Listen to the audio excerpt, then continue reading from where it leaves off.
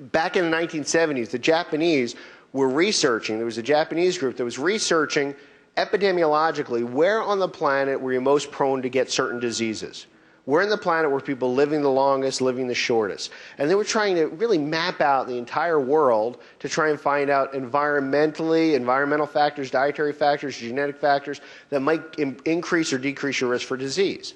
And they found this one area of Brazil that was in essence a black hole. This one section of Brazil outside Sao Paulo, called the Piedade region of Brazil, had very low incidence of disease, almost no historic incidence of cancer, and the people lived longer. And overall, they were healthier.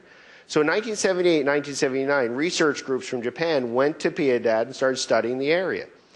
And they found out right away that it was environmental in nature. It wasn't genetic, because people that moved to that area had the benefit. People who moved away from that area lost that benefit.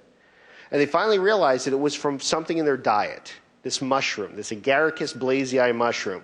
And they did everything with it. They cooked with it. They made tea out of it. They put it. They used it in cleaning products. They did everything with this Agaricus. It was part of their daily life.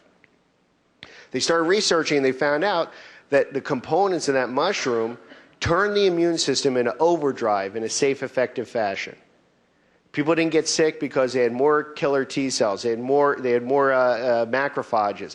But it wasn't dangerous. It didn't increase risk of autoimmune disease. It didn't increase rejection episodes in transplant patients. It was an incredibly effective way to turn on the immune system in a safe fashion. So they actually published that data in 1980, and they presented it at the Japan Cancer Society meeting in Tokyo in 1980. Overnight, everyone in Japan wanted this stuff. They wanted tons of it. They started growing it in Japan. They started growing the mushroom in China. They started cooking with it and cleaning with it and snorting it. They did everything with this mushroom.